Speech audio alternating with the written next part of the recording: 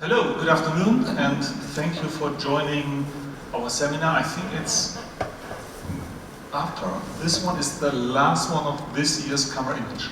So almost done, and thank you for surviving so far. With all the parties, all the drinks and happiness. No, yes, as you can see, three lovely people in front of you. I'm Sebastian, I'm Product Marketing Manager for Sony, responsible for all the high-end cinema cameras and also virtual production.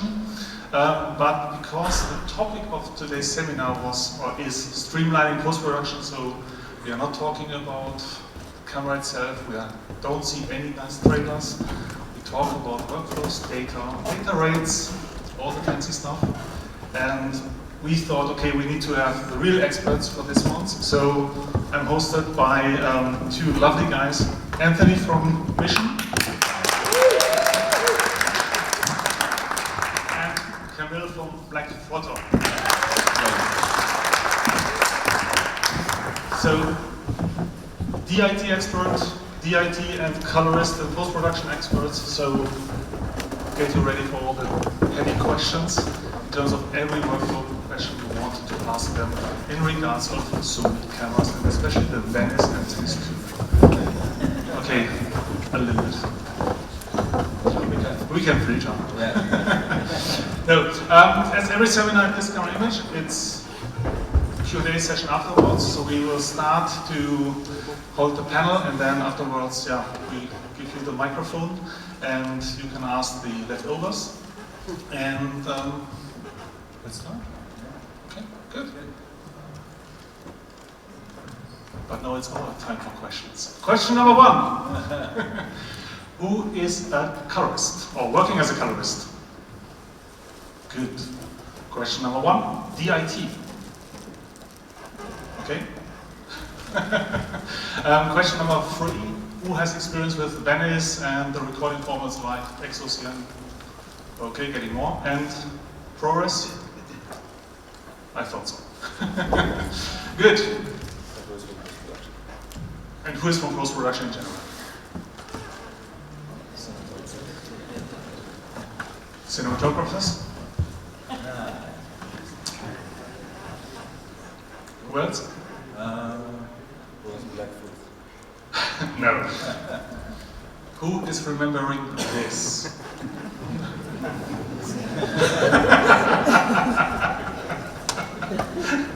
No.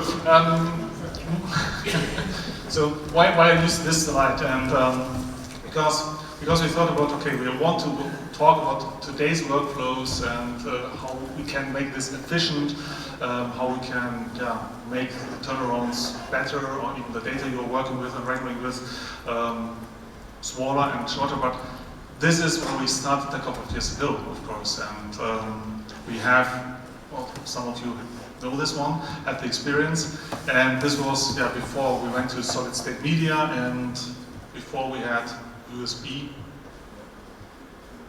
drivers and USB readers, and this was the kind of old school USB reader, so nice VTRs. But this completely has massively changed. So massively changed due to the fact that the tapes will not be any longer produced, and there was a heavy event, let's say, event in Japan where unfortunately also the production of SR tapes have been stopped.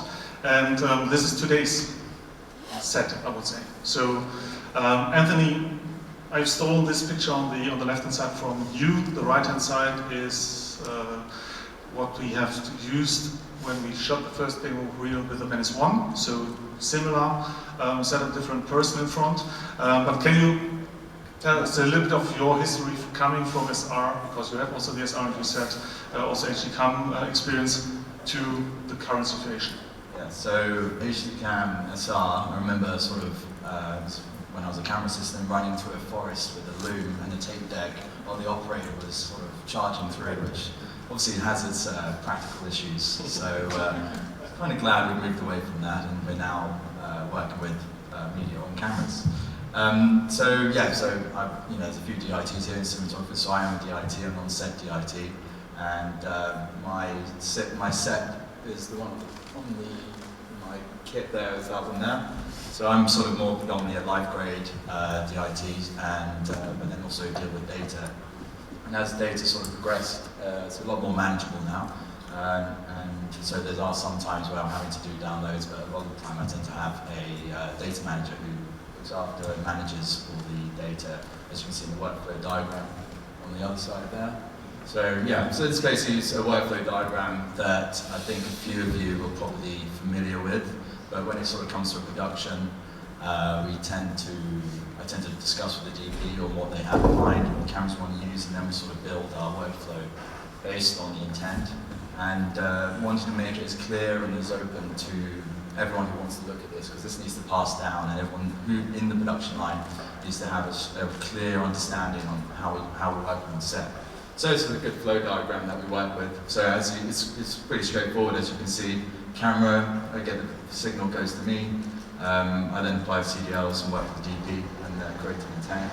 Then the media gets sent to the data manager. We then process, or sometimes we send the mags to the digital lab. We process and everything for the offline. So, and as you can see, you've got archiving. So tape's not fully dead. Obviously, we still archive to LTO. But working on set is, now I'm just dealing with media. And yeah, that's basically what I sort of do in that sort of sense. I mean, obviously, there's different ways DITs can work on different scales, and at the beginning of my career, so I sort of started, as a DIT, I sort of started with a laptop and, was, working with Firewire 800 and things like that, so things were quite slow and having to deal with that way. But now, with, the progression of codecs and now moving into raw format and working with XOCN, things are a lot, let's say easier. A lot easier, and because I don't want to do myself out of work. But it's a lot more easy to manage, and I think everyone's got a better understanding of of raw formats. But we are discussing a bit more in detail about XOCN. So correct, because this is also the reason why because as said, we are now really a lot of you. I think that was the most. Of you who've raised the hands are used to ProRes, and I guess it's then ProRes 4x4. But this codec is existing since a couple of years, and since then the recording formats have evolved and brought more flexibility and more possibilities for the workflow and for the post-production into this. And this is where we said, okay, we need to talk about this one. Also to give you, of course, the tools in the discussion with the producer, for example, that you can say, hey, everything will benefit from perhaps not shooting ProRes, and it's not a kind of just data, because the handling, everything on top is also easy, and it's achievable these days. But Kamil, so tell us a little of your background from this, let's say, tape workflow into the current situation and with Black Photon. Yeah, so I started even before I worked with film for years. And I remember that we had to scan film or do it to Cine, so it was quite time consuming. Every one of us was waiting for some kind of digital technology to be faster, because those processes couldn't be faster enough, and we just had to wait for all these things. So I remember that when the first digital cameras came, we were super surprised that we can speed up our workflow. Of course, I remember the tapes, because we were doing also films on tapes, because I'm coming from film industry mostly. And it was quite also, again, it was slow. We had lack of data, there was no metadata at all, so it was a problem sometimes to follow the rules we wanted to have at the beginning. And sometimes it was unpredictable, because some people didn't know what to do. And that's why I like this kind of workflows, because then everyone knows exactly what should be done. And of course, ProRes was super popular, also in Poland. So we had this kind of plenty of situation that we were asking people what is inside, what should we do with that, even though it is a picture, but what kind of picture it is. So we had to find out a way how to do it faster, better, first of all, and in a better quality for sure, and also somehow more automated. So in Black Photon is quite new, so we have 2 years old company. So we started with digital media, of course, and mostly we work with raw files. We don't use ProRes at all, to be honest. We use ProRes for deliverables, because some clients want to have a ProRes at the end as a TV master, but we don't use ProRes as a source files. But you said that, so one of the key things was metadata for you. So this is the thing where you would benefit from not using ProRes or using a raw file, because also the metadata, and I think when we talked yesterday about the seminar, you said, okay, you're also especially in VFX, where metadata is quite important, or essential, I would say. Yeah, I think that metadata is something which everyone is forgetting, because everyone is focusing on a data, on a picture, on a color, but not on metadata. But from my perspective, in our perspective, if you can manage metadata from the beginning till the end, you can achieve much more, then you can store more data for the future. So as you mentioned about VFXs, for example, we need this kind of data to at least know what kind of lens it was, if you had CDL, for example, baked in, so we know what kind of values there was. So we use metadata for different purposes. Even yesterday we talked about how we can use metadata for, let's say, building a platform for the digital tourism. If you have a GPS data inside, so you can know when this file was shot, in which location. So you can use metadata for a completely different approach. And I think that we even didn't find out how we can use metadata now. We have, in Sony VENICE, I think we have something like 88 values in metadata, more or less. So it's plenty of things we can do with that. And we try to keep this metadata from the beginning till the end, because maybe in archive someone will use it in the future, for example. Yeah, so this is, working, building a workflow and working about production and how we start and how we finish. It's always good to get an idea what the end goal is. And obviously, we want to make a film, but at the end of the day, talking about future, maybe that's, in 20 years' time, something could be remastered. And if you're remastering from something that's ProRes, you're already working with a file that's already been, everything's written in. There isn't metadata to follow along with it. But with XOCN, you're able to, you've got a archivable sort of raw format that you can then go back to. One thing to also specify is that dealing with RAW, this isn't a video file, so this is purely data. So you can always then write your video files from that and change them without destructing any of your images, which I think is really important. And it's and how we've moved forward now is able to turn up on a production, even if it's just like a one-day shoot or a commercial short film. You can turn up and be like, well, let's look at what we can shoot, what can we afford. And working with XOCN, you've got a raw format that's 16-bit that you can then also, you've got the best of everything. Whereas before, when we were dealing with ProRes, you'd have to work out what level of ProRes you want, but then you're still baked in with what you've got there. So what you shoot is what you get. Whereas here, XOCN, you can, you've got a lot of data, and then also we're talking about metadata.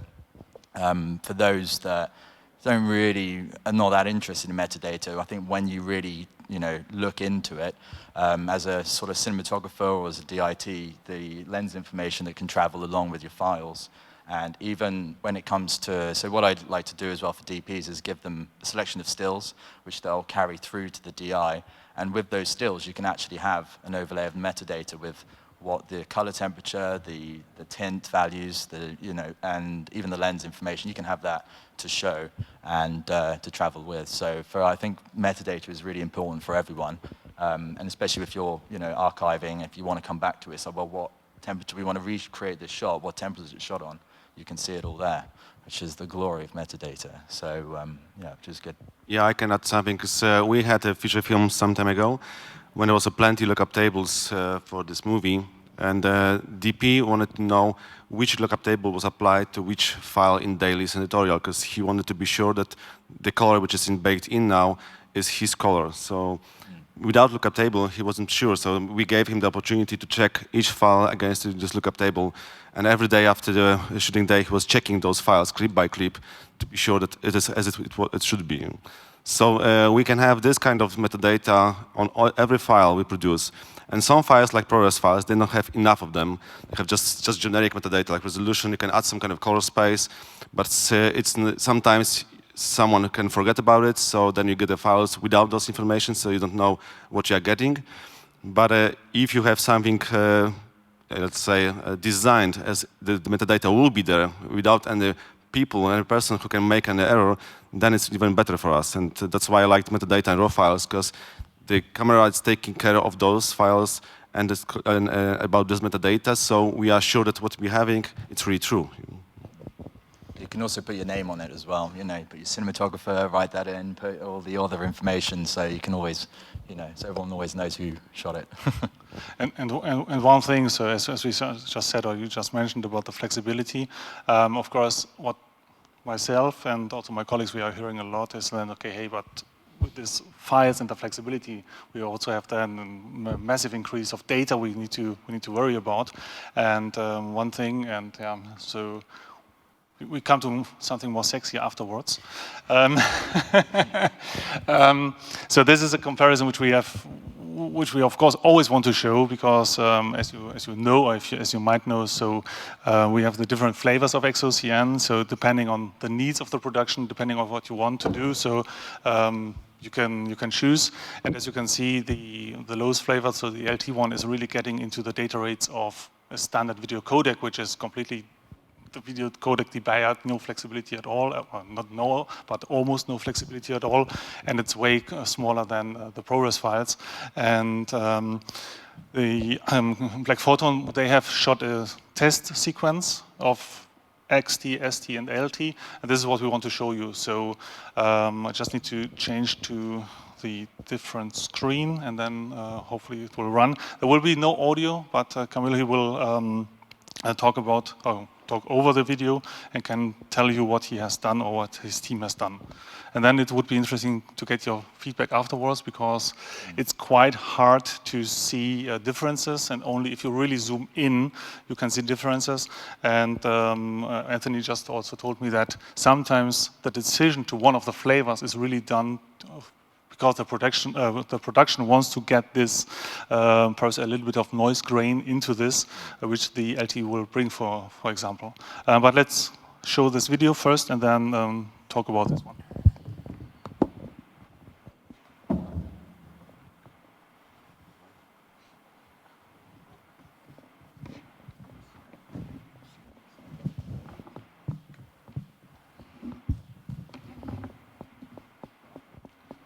So this was a series of tests done with PSC, Polish Society of Cinematographers. We were testing Sony VENICE second, and one of the tests was testing XOCN, different versions. So as you probably know, we have version XT, ST, and LT. So we tried to shoot the same sequence on 3 of them to compare it. So if you can check it, you can see if you see any difference between them. Of course, this is not a reference projection, but I think it's something which we can see in the cinemas. So if you see any difference, let us know afterwards. There will be also, on the last 2 parts, will be side-by-side comparison between 3 of them, and we a little bit zoom into the picture to see the grain. It's really zoomed in though. It's like 20 times magnified. 20 times, yeah. So and the last one will be on the full screen, yeah. And just to add as well, you've got XT is the highest, ST is the mid, and then you've got LT, which is the light version. So just to give that some context if you weren't aware.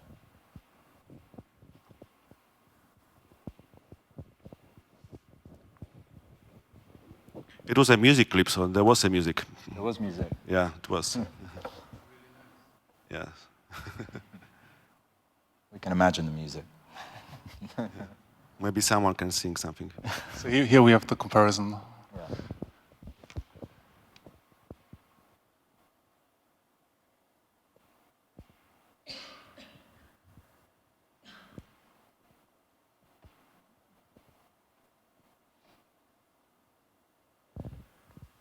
Yeah, so not that, not that much difference to the eye.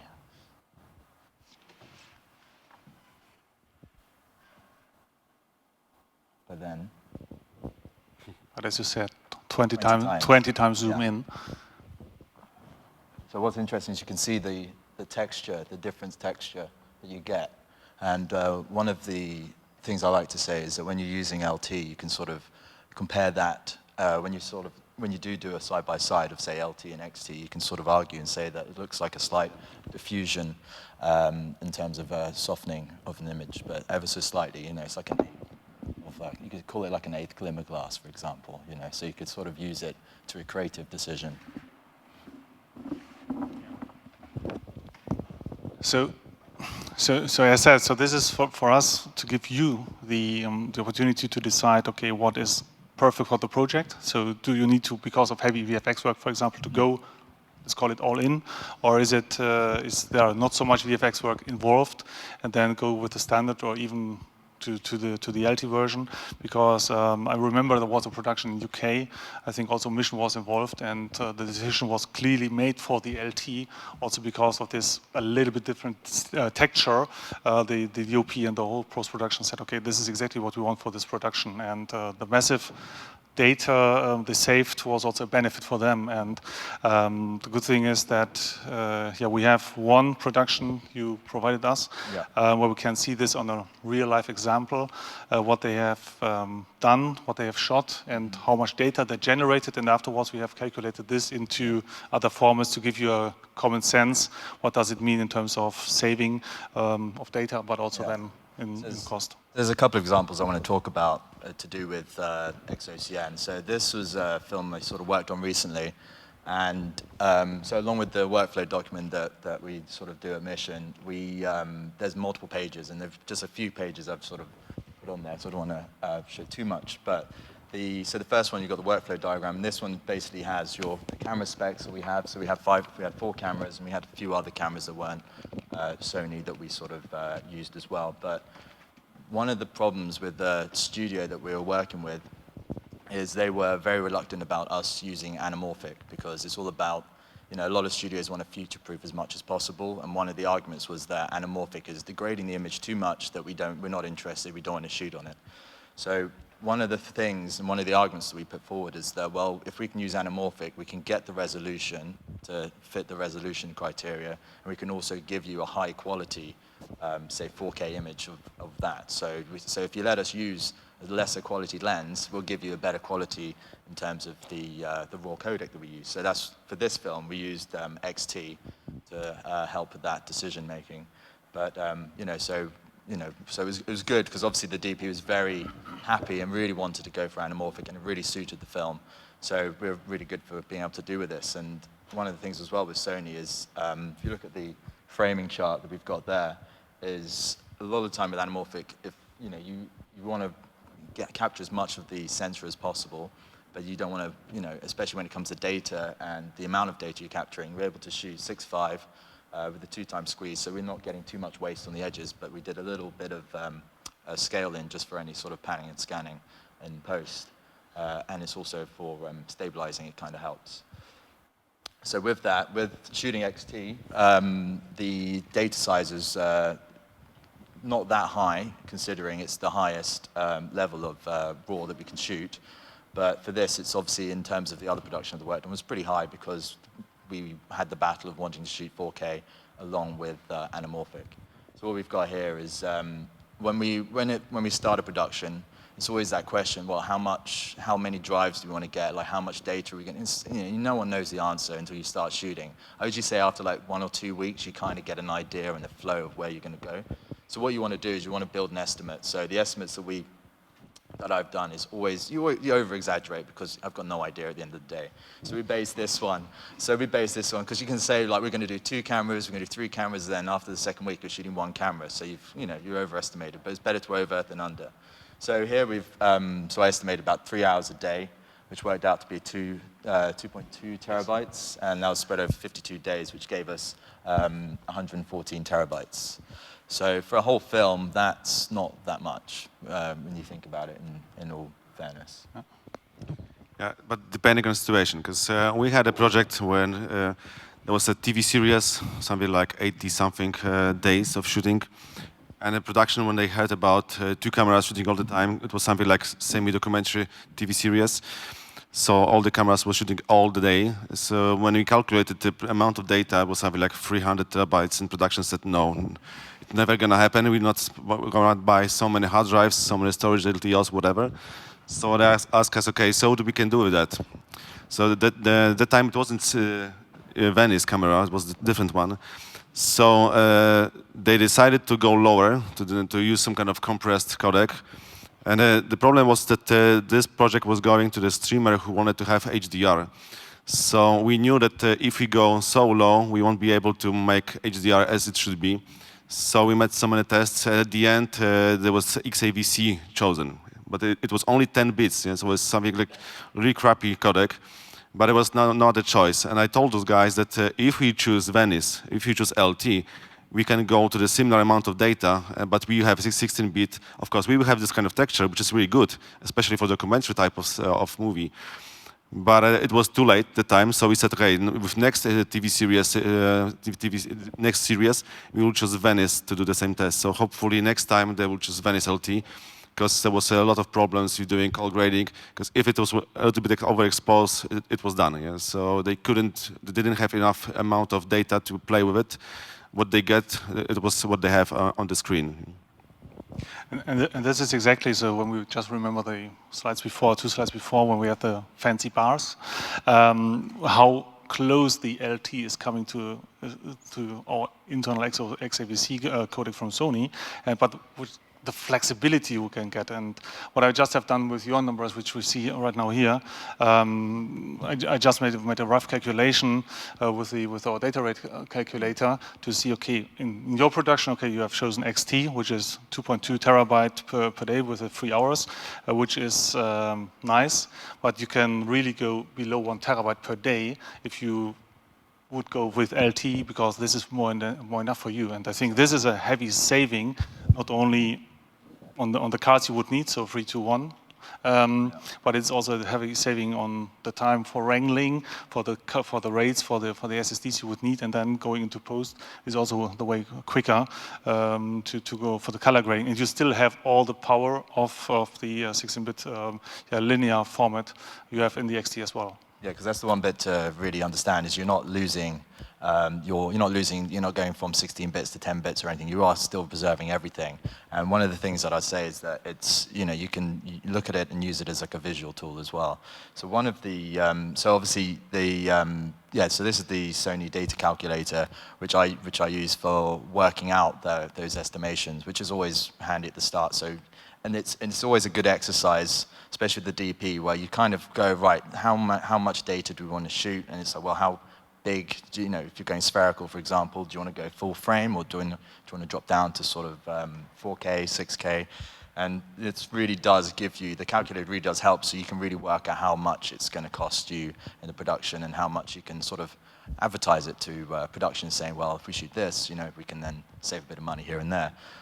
So one of the other projects I wanted to talk about was the Rescue, which was the National Geographic documentary about the Thai caves.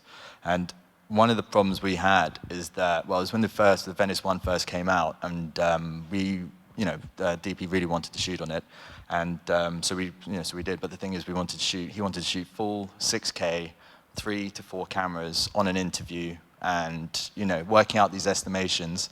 I'm like, well, how long are the interviews going to be? He's like, I have no idea. We'll go as long as it goes. And it's okay, right, fine. Okay, so we want to go 3 or 4 cameras. So you're typing, so I'm typing away into this data calculator. And obviously, this is the early days where I was a bit wary of LT and thinking, oh, it's the light version, I don't know about it. But one of the, so one of the things that we did when we tested it is we looked at the differences, and as you can see there, you can't really see a huge difference, but when you do look, you can sort of see it's a nice softening of an image that, like I said earlier, is like comparable to like a diffusion. So and I say it's very slight. Could you be more specific, talking about the difference between LT, ST, XT, because you talk about quite obvious topic like size and cost of the storing such a big size. And I'm interested what's a real difference between LT, ST, XT, because when you are doing the post, your description is not enough for taking the decision, right decision. especially when it's such a big difference, and then cost of the decision. Yeah. So I'd say the big difference is the visual difference, I'd say, and if you see the 20 times magnification that you can see the difference in texture of the noise. So when you're looking at a certain production, you're thinking, well, how important is that texture for something like VFX? And it's something that is important, where VFX are going to want to be able to zoom into those sort of minute differences, and they're going to want to get a bit more, you know, where texture and noise turns into a bit of a factor. So that's when, usually it's a VFX shot, you can have that discussion with the VFX supervisor, which I do. It's like, oh, for this one, can we shoot XT? And you can sort of work into that. And if you look at the example that you saw, you can see that the grain, the texture is finer, slightly more beneficial for VFX in that sense. Does it mean that it doesn't affect color in any way? I haven't seen any color differences or effectors in that sense. Me either.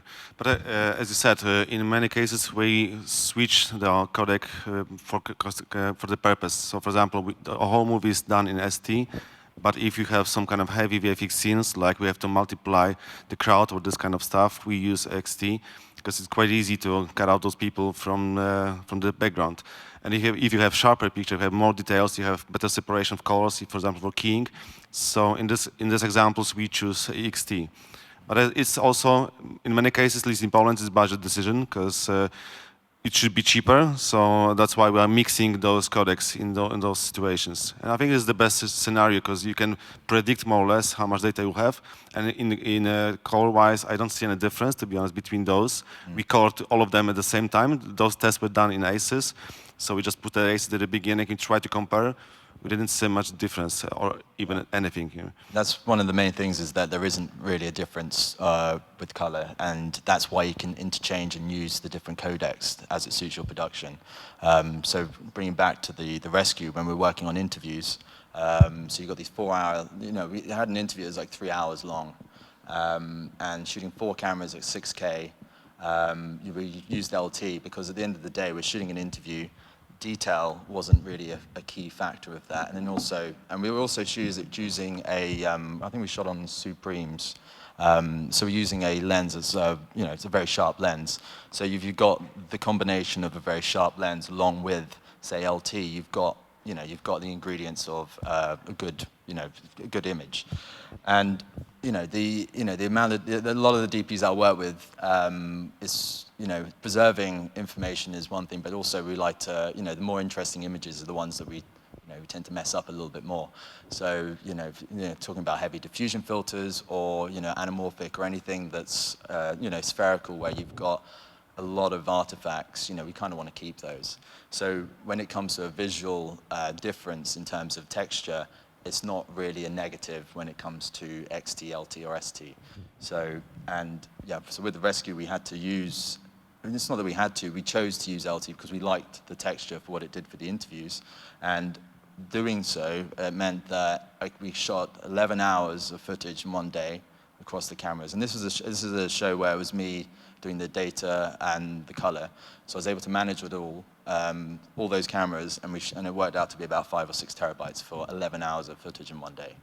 Yeah, it was a bit of overtime, but it was it was a little bit of overtime, but it was still, it's one of those things that go back a few years. There's no way that would have been able to, you know, happen. I hope that sort of helped at all. Speaking from a cinematographer perspective, Yeah.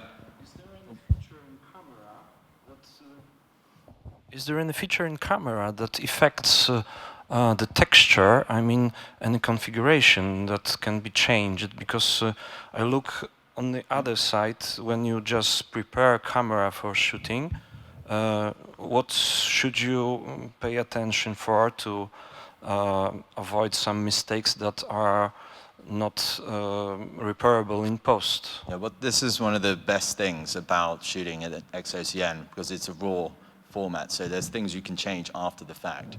But there are things you have to make a decision with, and one of them is your XT/LT on ST, but you can change, unless, you know, if everyone understands the Venice, you've got the dual ISO.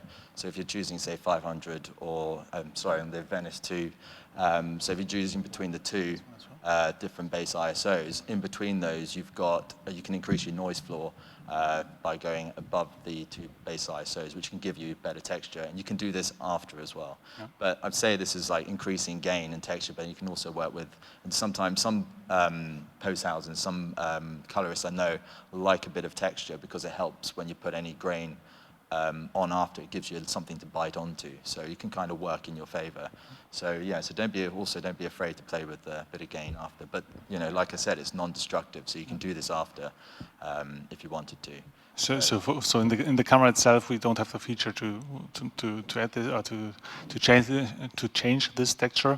There is one thing, because we know that some DPs, they would like to sharpen or unsharpen the footage, which is possible in our raw viewer, or I know that also some post-production tools have this already implemented via our SDK, so that you can say, okay, before going into post, I can already unsharpen the picture a little bit if it would be too sharp, but this is a post-production tool for us, and it's not in camera. Yeah. No filter, no sensor that no. you removed, No, no, changed, no, tweaked. no. Well, let's say this. Perhaps you can remove, but then just once. No, yeah. But no filter, no feature in the camera, because for us when we designed the camera and the sensor for the cameras, and of course the XOCM or the processing, the algorithm, we want to get the best out of the sensor for you, for the highlights, for the shadows, for the color reproduction, and this is what we want to capture in the files to give you the full flexibility and the power for the images in the post-production. So I can add something, because if you have a ProRes, for example, or added this kind of codec, those values are baked in, so you can change them afterwards. And if you use raw files or this XOCN, so you can change, for example, the quote quality, white balance, color space, gamma, lift gain, contrast, color temperature, tint, exposure, sharpness, highlights, shadows, color boost, duration, and midtone. So this is plenty of information you can change afterwards when you would like to play with the footage. And this is something which we use all the time when we do color grading in our process, because it's our starting point to, let's say, develop this file to start with, and then we can achieve some like clear picture with nice skin tone, and then we can have a starting point to add some kind of creativity on it. So just because of this slide and the from this Venice one animal production in 6x5. So what I've done, because this is, as we know, the day, 3 days shooting stuff, and we've just heard it was 52, it was, or 52 days, I think so. So I just made the calculation up to, okay, what would it be in terms of terabytes when you take this all into, and this is, I think this is quite impressive, because this is, okay, it's 115, well, let's say 116 terabyte versus 46 terabyte. And I think if this goes into the production, the producer can see, okay, for what I'm shooting, I don't need XT, because our scenes don't require these heavy post-production or VFX work at the end. There is a massive saving, and there is not a massive saving on picture quality and colors. It's a massive saving just on the data, and then anything combined to this. Yeah, what we should also add to this, that this is only one version of files. So if we have, let's say, 80 terabytes of data, it's one copy.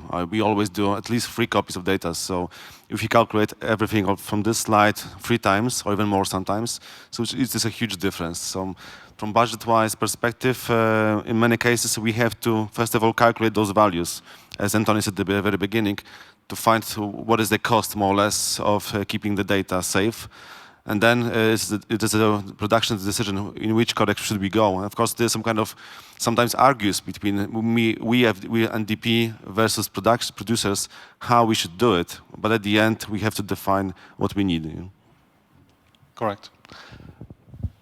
So one thing which, because we just talked about the Venice 1 or the original Venice so far, and this is, I think most of you might have the experience, but so last year, Camerimage, so we introduced the Venice 2 with a new sensor, which is a higher resolution sensor, and here I just made a little bit the same example with the 55 days, but what I've done, because we know that, of course, the requests from producers are for ProRes, and that's the reason why we have ProRes in 4K resolution and also in the Venice 2.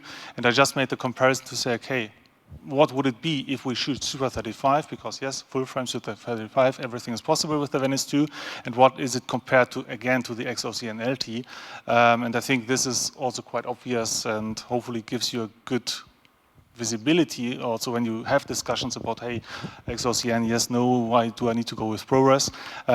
What is the data rate for these two recording formats? And again, it does not change the flexibility you will have and carry using XOCN, and it's almost half, I would say. Yeah, and correct me if I'm not wrong, but if you use ProRes, you always stick into 4K maximum. Correct. And if you would like to use XOCN or the RAW files, you can go above 4K. Yeah. And in many cases, when we do feature films or TV series, we need more than 4K because we would like to have some kind of like a safe margin for let's say VFX works. So if we do some kind of tracking, we can use this extra safe frame for the tracker to go out of the frame. And if let's say we see a boom, so we can use also this extra data to remove it. So in many cases, we try to plan also resolution-wise this kind of extra margins for our work, which is important for us. Sometimes it's difficult for DPs to understand it, but from our perspective, it helps us a lot in many cases. And this is also, sorry, I forgot to make a circle around this one. But as said, for the Venice 2, it's a 4K file which we are shooting in ProRes. And as you can see in the XOCN, it's already almost 6K. So way less data compared to higher resolution. And there is no subsampling what we are doing.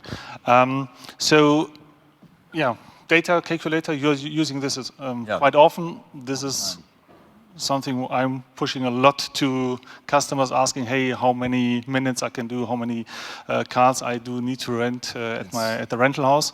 So it's not a secret. We are happy to share this one. So I put a QR code on this one.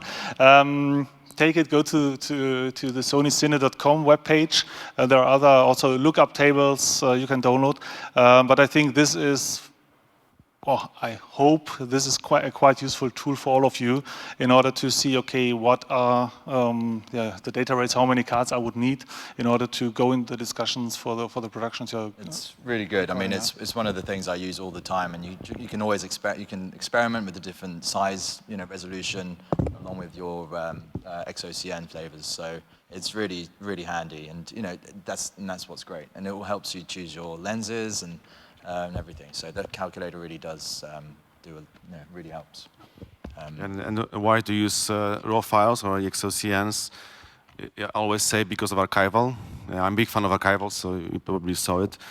So I also think that if we can keep somehow XOCNs or the RAW files at the end, so we can trim them just for what was used in the movie on the TV series, we can keep them for the future, because nowadays we have some kind of algorithm to the buyer and to play with those data.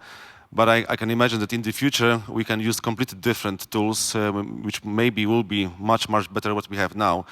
There's plenty of machine learning or AI tools now coming, so probably one day someone will need to have not 8K or maybe 16K, and it could be taken from those files somehow processed to make more data. Or at least if we finish the movie in 4K, but we have, let's say, 8K sources, someday we can do again a mastering and finish in 8K. And we know that 8K is coming. It's some kind of magical number which no one needs, in fact. But we know that 8K is coming, and there's plenty of production done in 8K around the world and finished in 8K. So I'm pretty sure that if we save these files for the future, not only the deliverables, but also those source files, then we can protect also our creative intent and what we did in the past, and we can sell the content again someday in the future. Yeah, the future is actually really important for working with raw data, because effectively, yeah, like you're saying, you can, down the line we can delayer it into a different format that we don't know yet. Different resolutions, say, but then also with what's current as well. Virtual production is something that's becoming a lot more common, and working with raw data, you can save a few years later, you can say, oh, we've got this. We've got some stuff that we shot in a desert that we want to use, and if it was captured in XOCN, you can bring it in. You can then work it. You can work with that material to then work for your virtual production backgrounds and things like that, because it's a archivable format in that sense.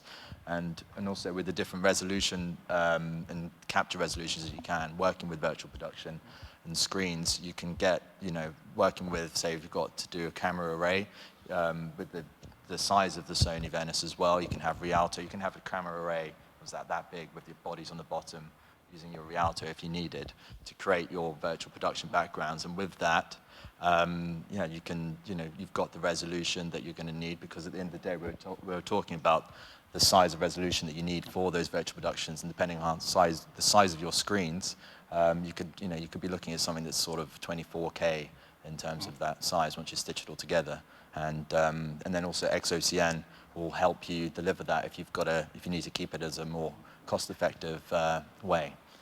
So this is what we have done for an event we hosted a couple of months ago in Paris, where we went into a virtual production studio and they had a 12K LED wall. So we shot with 3 Venices. Yeah. We shot in LT in order to being able to manage the files on time, because I think the shooting was very time critical before we hosted the event, and we wanted to do the stitching as well.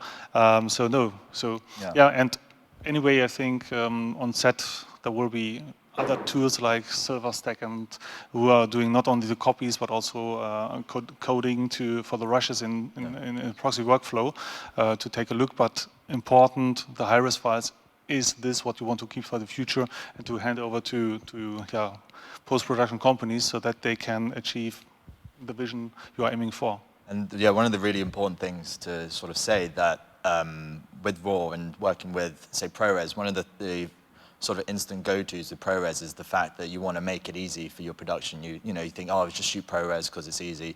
You can play it on, on your various devices, but you can do the same with XOCN, because most of the time we're going to be cutting in, Resolve or Premiere or Final Cut that works directly in there because it's all debayering in the background. So in that sense, there isn't a way where it's going to hold up your production. It's only going to be good in that sense. So it's one of those things I kind of want to say is like, every time I turn up to a shoot, if it's a commercial, one day where it's like, oh, let's just shoot ProRes. It's like, no, we're shooting RAW because it's better and it works. Yeah, there's a comparison. We've got the codecs. Oh, the visual codecs. Yeah. Usually it's I think it's a relationship with the DP, say. So I've got a trust where we say, well, what should we do today? And it tends to be a little bit more relaxed, I guess.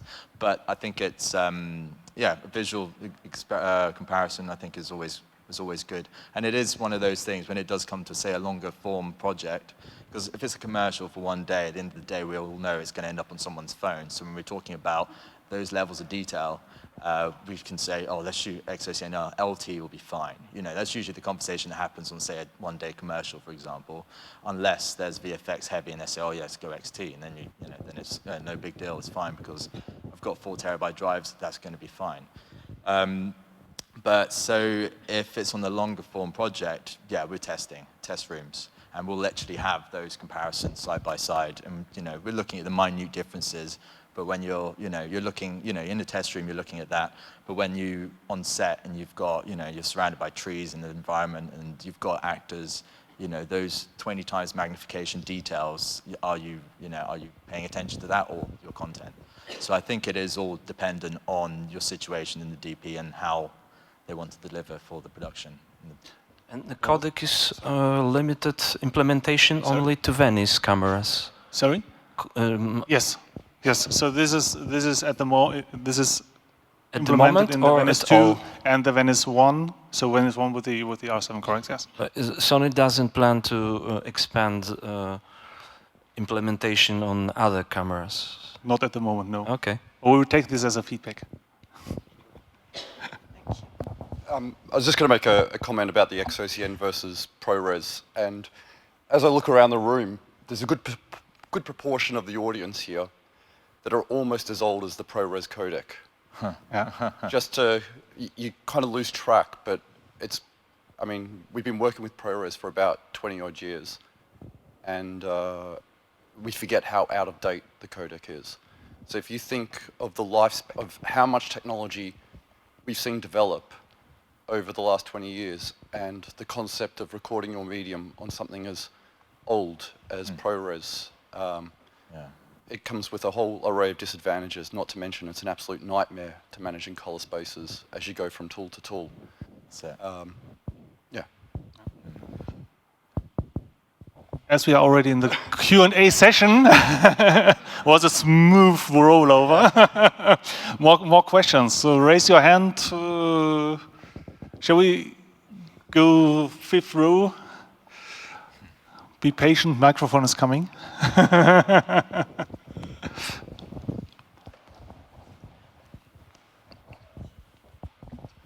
Hey, hi there. I guess the real question for me is that, I mean, I've shot mostly ST. I think I've only shot LT once, but it was also in Super 35 mode on the Venice 1.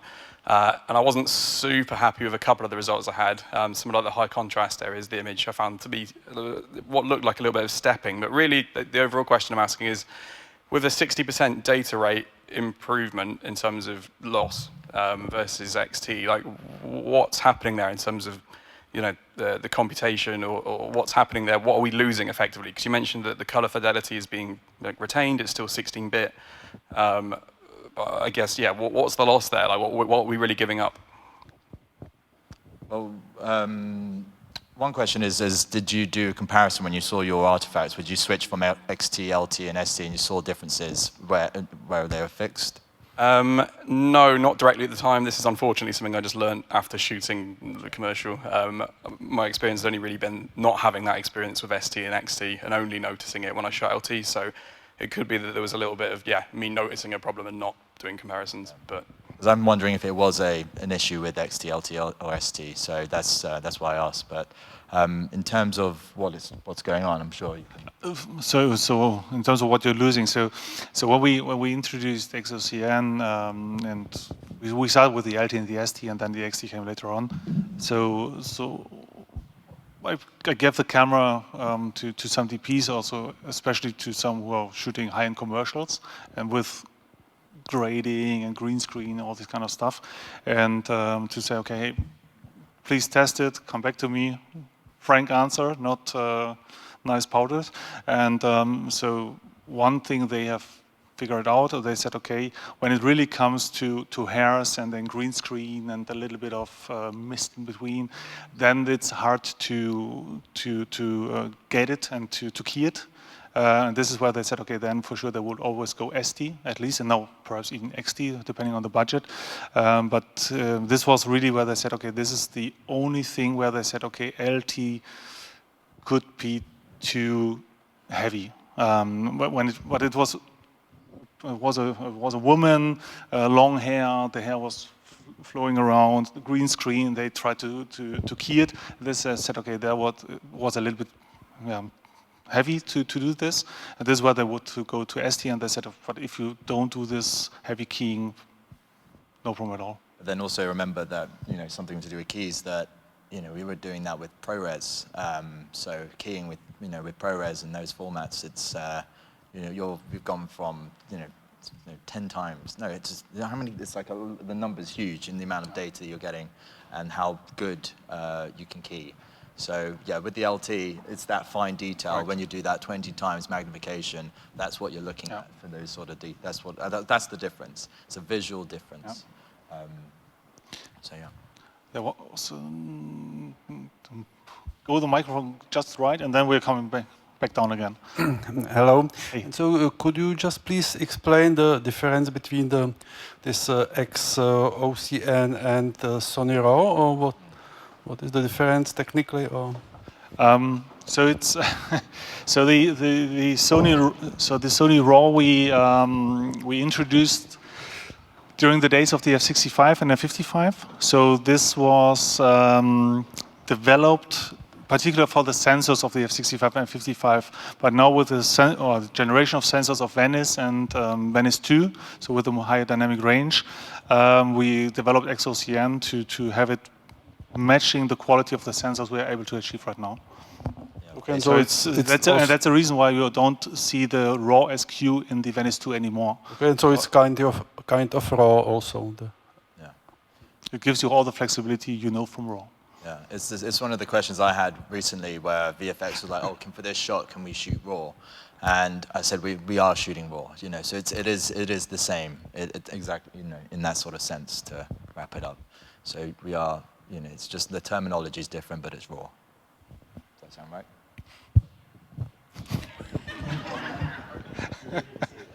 Can I say it? Yeah, there was one more correct, and then we're coming on to with the mic. Yes, please. Hi. In Hi. comparison with your skill set and years of experience, 12-bit in comparison, logarithmic 12-bit in comparison with 16-bit linear, like what's the difference, if there's any, in the sense of quality?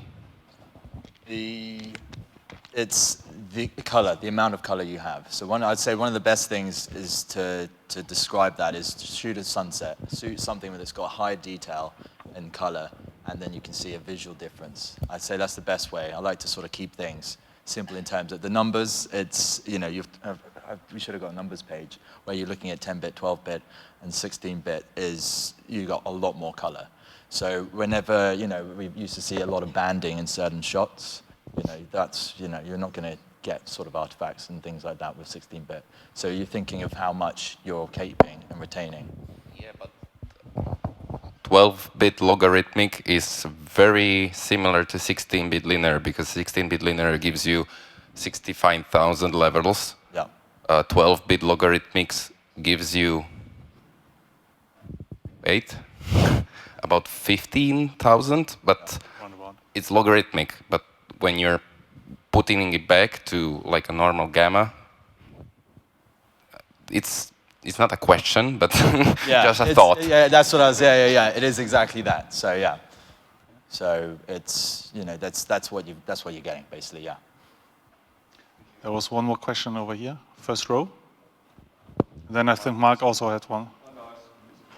Oh, feel free to comment, no problem at all. But there was a question in the first row, over here. This is the question from a post-production perspective. I mean, computational power, does it need more robust computer? Depending on the workflow, I think all the new raw files from different cameras behave the same.